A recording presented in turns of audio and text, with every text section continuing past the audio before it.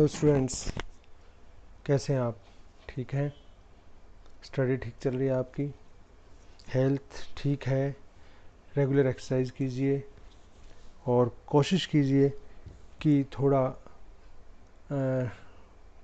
प्राणायाम करते रहें, थोड़ा मेडिटेशन करते रहें, ध्यान करते रहें, सो दैट आप जो अकेले रह रहे हैं आजकल, आप लोग घर के अंदर रह रहे हैं, तो कोई आपको मेंटली स्ट्रेस में ना आए।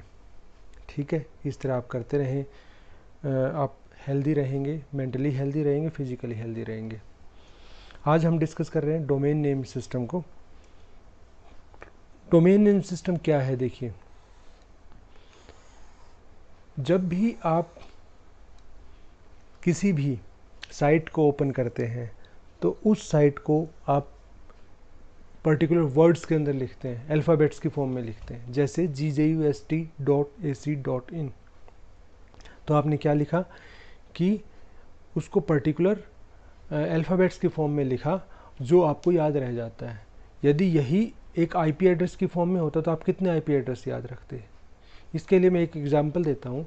आपके मोबाइल में फ़ोन बुक है, उसमें सभी के फ़ोन नंबर है और नेम्स है।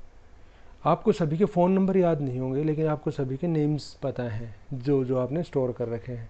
तो यदि आपको कोई फ़ोन नंबर चाहिए तो आप क्या करते हैं कि उस पर्टिकुलर नेम पर जाके कॉल कर देते हैं। तो एक्चुअली क्या वो नेम, जो कॉल जा रहा है वो किसी नेम के पास जा रहा है? नहीं, वो नेम के पास नहीं जा रहा, वो किसी फ़ोन नंबर के पास जा रहा है कॉल। जो कॉल मिलाया जा रहा है, जो मोबाइल से कॉल मिलाया जा रहा है, वो किससे मिला, किसको मिलाया जा रहा है, किसको डायल किया जा रहा है? वो एक नंबर डायल किया जा रहा है, ना कि एक नेम डायल किया जा रहा है। एक नेम डायल नहीं किया जा रहा है, ध्यान रखना, एक नेम को डायल नहीं किया जा रहा है, एक नंबर को डायल किया जा रहा है। सेम वे, जब भी आप किसी पर्टिकुलर साइट को एक्सेस करना चाहते हैं तो आप वहाँ एक अल्फ़ाबेटिकल फॉर्म में कुछ साइट का नेम लिखते हैं, जो मैंने एग्जांपल दिया GJUST.AC.in। आपने एक अल्फ़ाबेटिकल फॉर्म में नाम लिखा, लेकिन ये सिर्फ एक आइडेंटिफिकेशन है उसकी, लेकिन इसके पीछे क्या है? इसके पीछे कोई नंबर है, एक आईपी एड्रेस है। ठीक है, जैसे मैंने आपको एग्जांपल दिया, नेम और आपके मोबाइल फ़ोन में नेम स्टोर होते हैं और विद नंबर, जो उनके नंबर्स होते हैं। तो सेम वे यहाँ देखिए, जब डीएनएस सर्विस कैसे काम करती है, डोमेन नेम सर्विस। देखिए, ये आप यहाँ यूज़र काम कर रहे हो, आप यहाँ बैठ के काम कर रहे हो। आप जब काम करें, ये इंटरनेट लाइन आपसे कनेक्टेड है, और उसके बाद क्या है कि आप चाहते हो किसी इसको मेल करना, a person@wonderful.com, इसको आप मेल करना चाहते हो। तो क्या है, SMTP मतलब simple mail transfer protocol.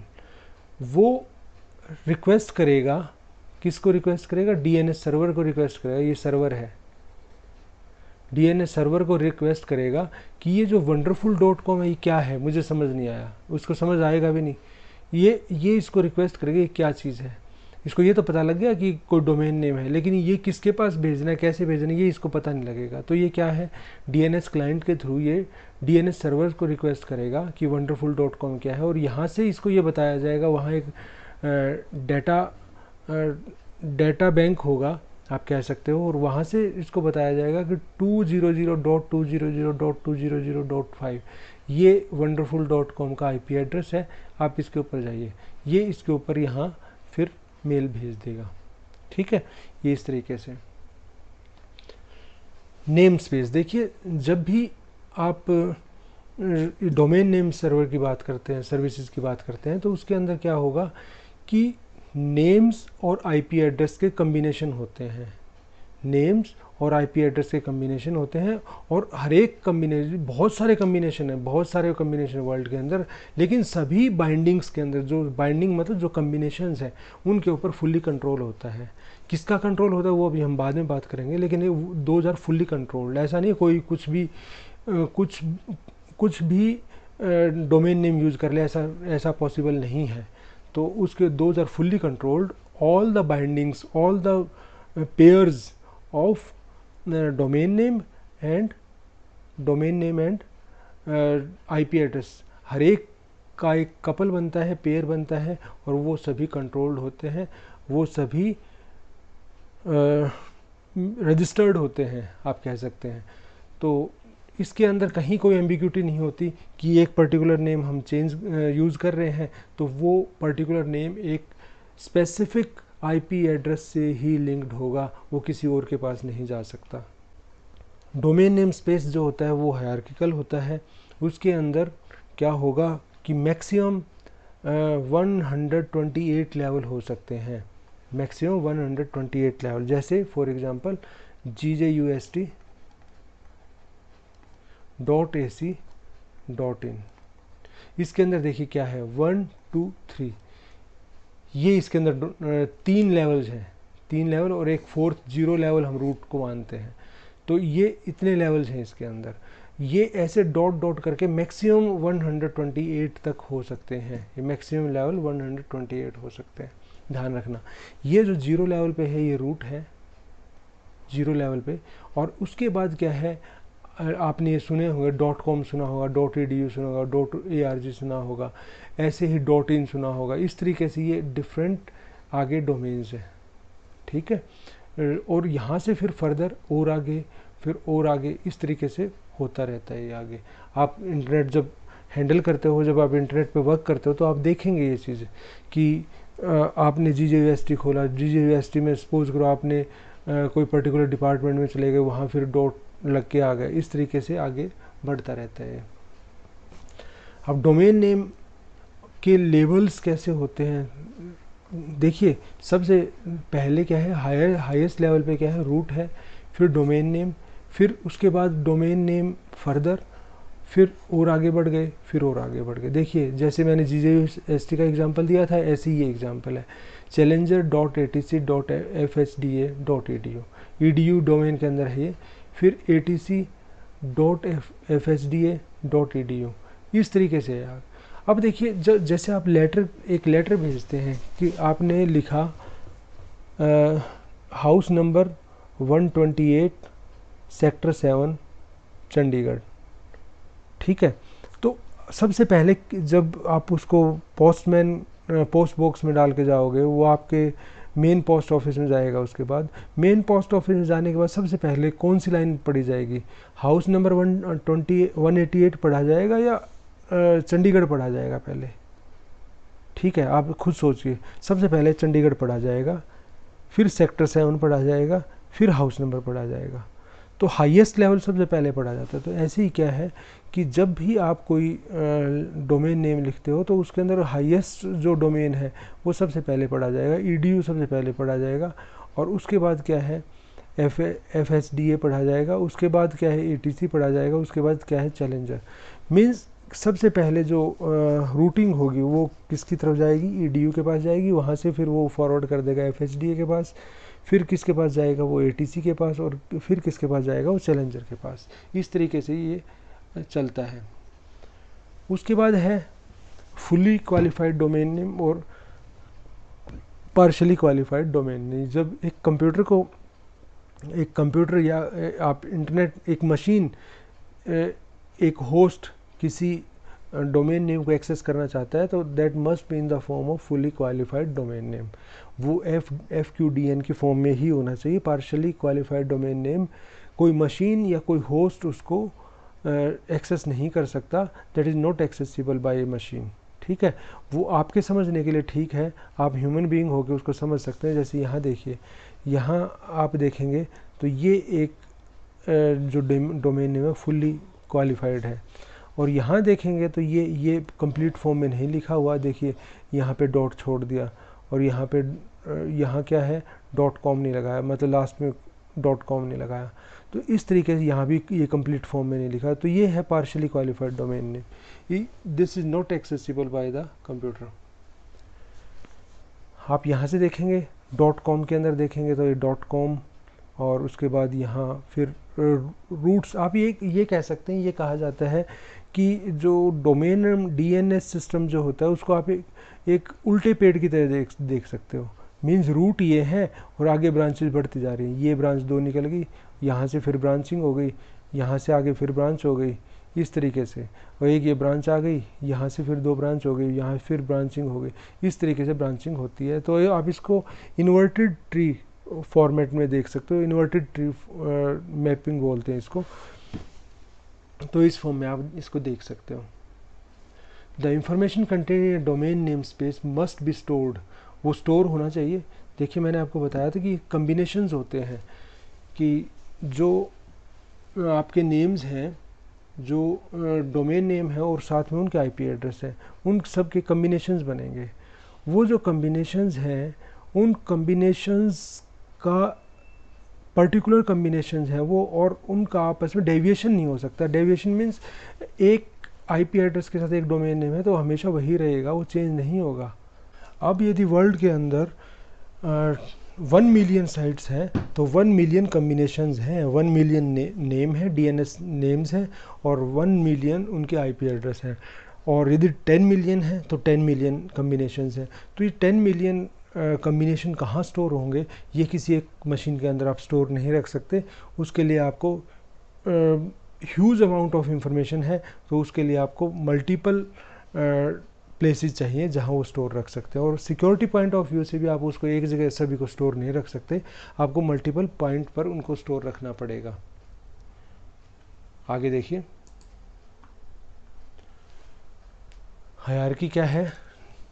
Root server है, रूट सर्वर के बाद यहाँ ये जो मैंने आपको बताए थे डीएनएस है, नेम्स है, यूएस सर्वर, कॉम सर्वर, ये डिफरेंट सर्वर्स हैं। उसके बाद क्या है, ये fhda.edu का सर्वर है, bk.edu का है, ये megra.com का है, irwin.com का है। ये इस टाइप के डिफरेंट सर्वर्स हैं। इस तरीके से ये आगे चलता रहता है। अब देखिए, ये रूट है, रूट के बाद क्या है .com, ये जॉन है। उसके बाद क्या है, डोमेन है, MHHE। उसके बाद domain and John and domain. Primary server loads all the information from the disc file, disc file के अंदर होता है प्राइमरी सर्वर, वहाँ से सारी इंफॉर्मेशन लेता है। और जो सेकेंडरी सर्वर है वो प्राइमरी सर्वर से लेता है सारे। When the secondary server download information from the primary, it is called the zone transfer. यदि सेकेंडरी सर्वर प्राइमरी से इंफॉर्मेशन ले रहा है तो उसको क्या बोलते हैं, जोन ट्रांसफ़र बोलते हैं। डीएनएस इंटरनेट के अंदर, DNS is a protocol that can be use in different platforms. DNS कई जगह पे यूज़ होता है। इंटरनेट, हमने तो अभी तक जो मेनली एग्जांपल दिए सारे इंटरनेट के एग्जांपल दिए हैं।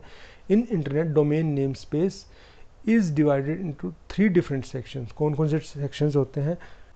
फर्स्ट है जेनेरिक डोमेन, सेकंड है कंट्री डोमेन, एंड थर्ड है यूनिवर्स डोमेन। ये 3 डोमेन होते हैं इसके अंदर। अब जेनेरिक डोमेन क्या है, जो भी आप डोमेन्स देखते हो .com, .org, ठीक है, इस टाइप में .edu, .gov, .int, .mil, इस तरीके से .net, ये सारे क्या है डोमेन, ये जेनरिक डोमेन्स हैं। जेनरिक डोमेन्स क्या है, देखिए, AERO airline and aerospace companies के लिए है, BIZ जो है वो बिजनेस और फर्म्स के लिए है, सिमिलर टू .com कॉमर्शियल के लिए है, COOP कोऑपरेटिव बिजनेस ऑर्गेनाइजेशन के लिए, EDU एजुकेशन इंस्टीट्यूट के लिए, GOV गवर्नमेंट इंस्टीट्यूट्स के लिए। तो इस तरीके से ये फिक्स किए हुए these are generic domains.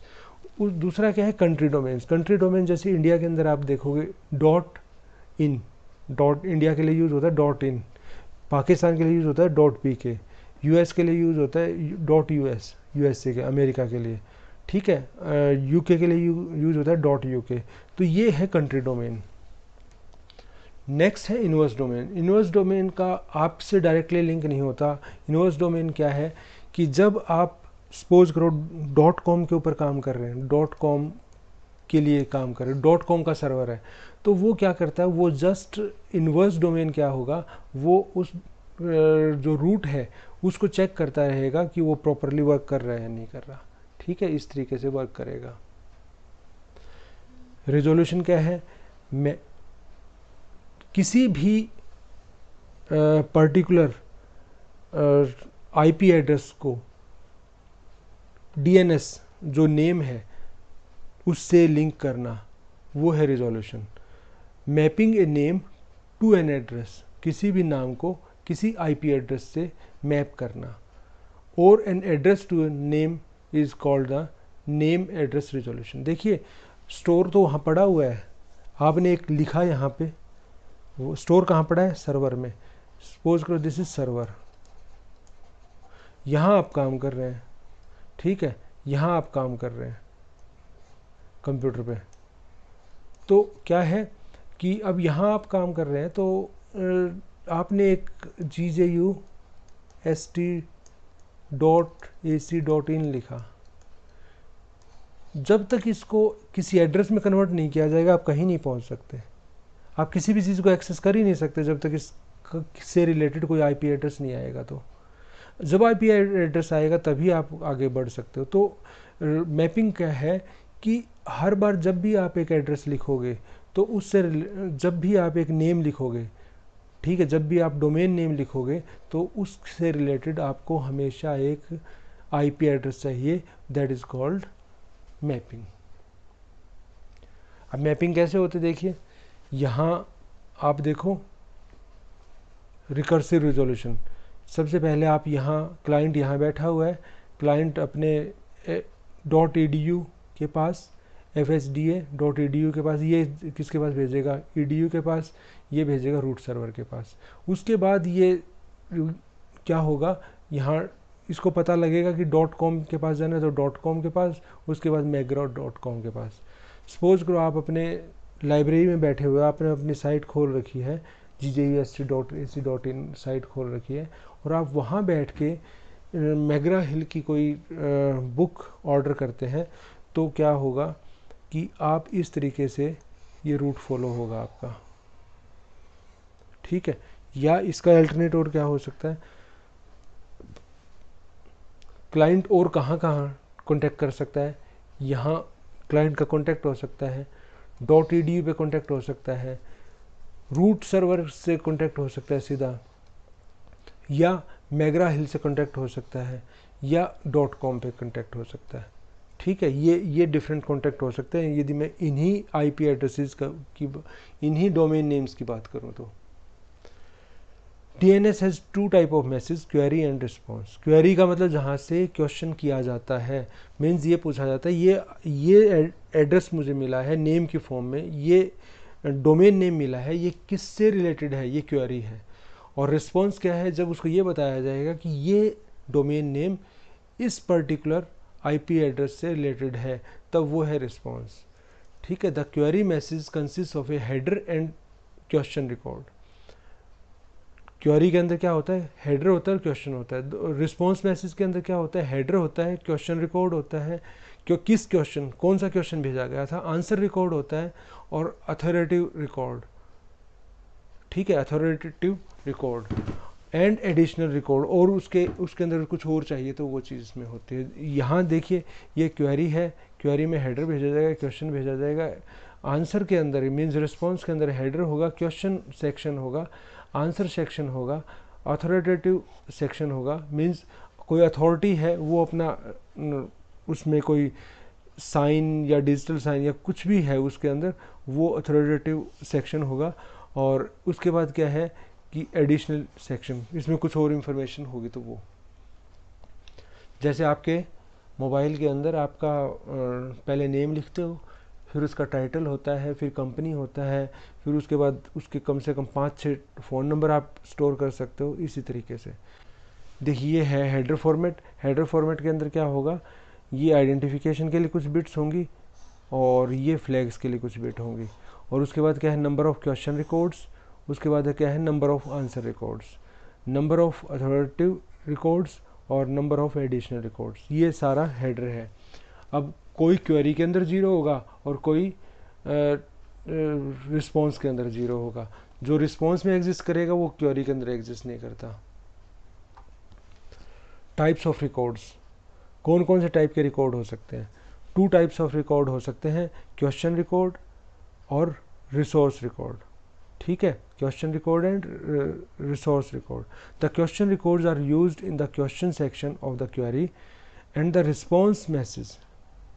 Question record कहाँ रेफर किया जाता है, question records are used in the question section of the query and the response message. और the resource records are use, कहाँ यूज होते हैं? इन द आंसर और authoritative and additional information section of the response message, वहाँ use होते हैं। ये registrar क्या है? ये बहुत इंपॉर्टेंट चीज़ है। रजिस्ट्रार है ICANN, the internet corporation for assigned names and numbers. ये USA के अंदर जो स्टेक होल्डर्स हैं उनकी एक एसोसिएशन है, जितने भी स्टेक होल्डर हैं इंटरनेट के लिए। तो उन्होंने क्या किया हुआ है कि वहाँ एक रजिस्ट्रार है, जिसको भी नया डोमेन नेम लेना होता है वो वहाँ रिक्वेस्ट करता है कि वो चेक करते हैं कि is this a unique domain name. यदि वो यूनिक डोमेन नेम है तो वो उसको असाइन कर देते हैं। This is a paid service, उसकी फ़ी चार्ज होती है और वो उसके लिए पे करना पड़ता है कस्टमर को। डायनेमिक डोमेन नेम सिस्टम क्या है? DNS master file must be updated dynamically. जो मास्टर फाइल होते हैं उसकी डायनेमिकली अपडेट होती रहती है। Dynamic domain name system therefore was devised to respond to this need. ठीक है, जो मास्टर फाइल है वो उसकी डायनेमिकली अपडेट होती है, that is a requirement in DDNS when the binding between name and address is determined, the information is sent usually by DHCP। DHCP क्या है? Dynamic host configuration protocol to a primary DNS server. और primary DNS server क्या करता है?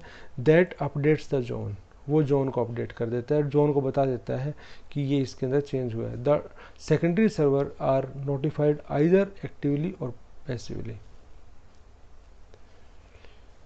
अब ये कौन सी services use करते हैं, कौन से प्रोटोकॉल यूज़ करते हैं? जो DNS है वो UDP या TCP यूज़ करते हैं और इसके लिए पोर्ट 53 यूज़ होता है। मैंने बताया था जब आपको TCP पढ़ा रहा था तो हर एक पोर्ट होते हैं।